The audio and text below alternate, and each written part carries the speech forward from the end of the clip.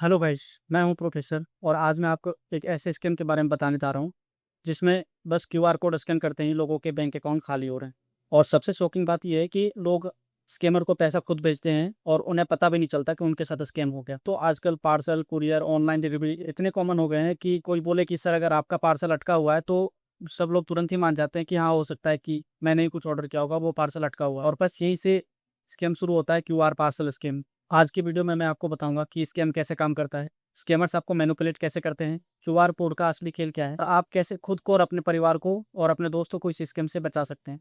तो ये वीडियो अंत तक जरूर देखना, क्योंकि आज के बाद आप किसी क्यूआर कोड को स्कैन करने से पहले 10 बार सोचो। देखो स्कैम पहले शुरू कैसे हो। सबसे पहले आपके पास एक व्हाट्सएप कॉल या फिर मैसेज आता है और मैसेज इस प्रकार होता है कि पार्सल वेयर हाउस में अटका हुआ है, डिलीवरी फेल्ड हो गई है, या फिर कोई वेरिफिकेशन करना पड़ेगा। उसके लिए मिनिमम एक छोटा सा अमाउंट होता है, वो पे करना पड़ता है। ये कि एक छोटा सा अमाउंट है 5 या 10 रुपया। तो 5 या 10 रुपया सुन के कोई ऐसे नहीं सोचते और सोचते हैं कि हाँ, हो सकता है डिलीवरी फेल्ड हो गई या फिर मेरा जो पार्सल है वो वेयर हाउस में ही अटका होगा। तो फिर एक वेरिफिकेशन पेमेंट ही तो है, 5 या 10 रुपया ही तो है, कौन सी बड़ी बात है। पेमेंट की बात हो जाती है तो स्कैमर्स आपको एक क्यूआर कोड भेजता है और असली खेल यहीं से शुरू होता है। जब वो हमें बोलता है कि सर आपका पार्सल जो सो वेयर हाउस में अटका हुआ है, तो आपको रिफंड मिल जाएगा इस पार्सल के लिए, क्योंकि इसका डिलीवरी डिले हुआ है। तो आप खुश हो जाते हो कि चलो कम से कम अगर डिलीवरी डिले हो रहा है तो फिर उसका रिफंड तो मिल जाएगा हमें। अब ध्यान से समझना, बहुत सारे लोगों को लगता है कि क्यूआर कोड जो है सो सिर्फ पैसा रिसीव करने के लिए होता है, लेकिन सच ये है कि क्यूआर कोड ज़्यादातर पेमेंट सेंड करने के लिए होता है। स्कैमर आपको एक क्यूआर कोड भेजता है और बोलता है कि सर क्यूआर कोड स्कैन कीजिए और पेमेंट रिसीव कीजिए। क्योंकि आपका वो ऑर्डर डिले हो रहा है, तो वो बोलता है कि सर आपके डिलेड ऑर्डर पे हम आपको रिफंड इशू कर रहे हैं। तो आपका ऑर्डर डिले हो रहा है, इसलिए आप क्यूआर कोड स्कैन करके अपना पेमेंट रिसीव कर लीजिए। जैसे ही आप क्यूआर स्कैन करके अपना यूपीआई पिन डालते हैं, क्योंकि लोगों की आदत होती है क्यूआर स्कैन करने के बाद यूपीआई पिन डालना ही होता है, आदत हो चुकी है।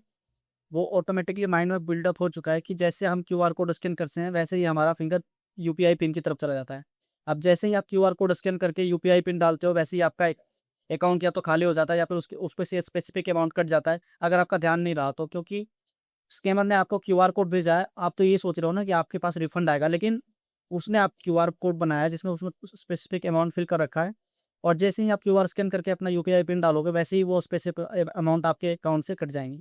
देखो स्कैमर्स की माइंडसेट ये होती है कि सबसे पहले वो अपना ट्रस्ट बिल्ड करते हैं आपके सामने। उन्होंने आपको कॉल किया है, मतलब उनके पास आपकी पार्सल की या फिर आपने कुछ भी अगर ऑर्डर किया है बाय द वे, तो उनके पास उसकी सारी इंफॉर्मेशन है। वो आपको इसी प्रकार से मैनिपुलेट करने की कोशिश करते हैं कि ताकि आप उन पे बिलीव करो और वो जो बोल रहे हैं वो आपको सच लगे और आप उनकी हर एक बात सुनते जाओ। और आप जब उनकी बात सुनने लगोगे तो आप उनकी वो जाल में फंस जाते हो। तो आपको मतलब ऐसे ऐसे बात करेंगे ना आपको कि एकदम अर्जेंसी फील कराएंगे कि अगर आपने अभी पेमेंट नहीं किया तो फिर आपका रिफंड भी अटक जाएगा, वो पार्सल भी नहीं आएगा। तो लोग देखो बिना मतलब के रिफंड देने के लिए लोग क्या नहीं करते। तो लोग सोचते हैं कि चलो मेरा पार्सल भी आ जाएगा और रिफंड भी मिल रहा है तो अच्छी बात है। और ऐसे में ही वो क्यूआर कोड स्कैन करके अपना गलती से यूपीआई पिन डालते हैं और उनके अकाउंट से स्पेसिफिक अमाउंट कट जाते हैं। वो अमाउंट बड़ा भी हो सकता है, छोटा भी हो सकता है, लेकिन पहले देखो, पहले स्कैमर ये करते हैं कि छोटा अमाउंट ट्राई करते हैं, ताकि ना उनका पेमेंट फेल्ड हो और ना आपको उतना शक हो कि आपके साथ कोई फ्रॉड हो रहा है। ऐसा ध्यान रखना है कि जब भी हम कोई पेमेंट रिसीव कर रहे हैं तो उसके लिए हमें क्यूआर कोड स्कैन करने की जरूरत नहीं पड़ती है। और हमेशा ध्यान रखो कि अगर आप कोई क्यूआर कोड स्कैन कर रहे हो तो उसके बाद तुरंत यूपीआई पिन नहीं डालना होता है। पहले उसमें देखना होता है कि क्यूआर कोड स्कैन करने के बाद आपके स्क्रीन पे क्या रिफ्लेक्ट हो रहा है, आप पेमेंट सेंड करना है या फिर पेमेंट रिसीव करना रिफ्लेक्ट हो रहा है। जैसे ही आप क्यूआर कोड स्कैन करो तो सबसे पहले चेक करो कि आपके स्क्रीन पे क्या रिफ्लेक्ट हो रहा है। ये नहीं कि आदत बनी हुई है कि क्यूआर कोड स्कैन करने के बाद हमें यूपीआई पिन ही डालना होता है, तो उसका ध्यान रखो। दोस्तों आजकल ये क्यूआर पार्सल स्कैम हमें दिखता छोटा है, लेकिन ये लाखों लोगों को बर्बाद कर चुका है और इसमें बहुत लोग अपना करोड़ों रुपए गंवा चुके हैं। इस वीडियो को अपने फैमिली फ्रेंड्स और रिलेटिव के साथ शेयर करो ताकि वो लोग भी इस क्यूआर कोड स्कैम से बच सकें और अपने मेहनत की कमाई हुए के पैसों को ऐसे किसी फ्रॉड में ना लुटा सकें।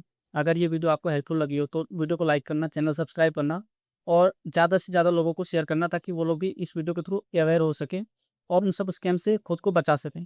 मैं इस चैनल पे स्कैम अवेयरनेस से रिलेटेड वीडियो बनाता हूँ, तो आप मेरे चैनल को सब्सक्राइब करना और अपने फैमिली फ्रेंड्स और रिलेटिव के साथ शेयर करना ताकि वो लोग अवेयर हो सकें। और अगर आपको किसी और तरह के स्कैम के बारे में जानना है तो आप मेरे को कमेंट करके बताना। मैं हूँ आपका अपना प्रोफेसर, मिलता हूँ अगली वीडियो में, तब तक के लिए अवेयर रहें और सुरक्षित रहें। धन्यवाद।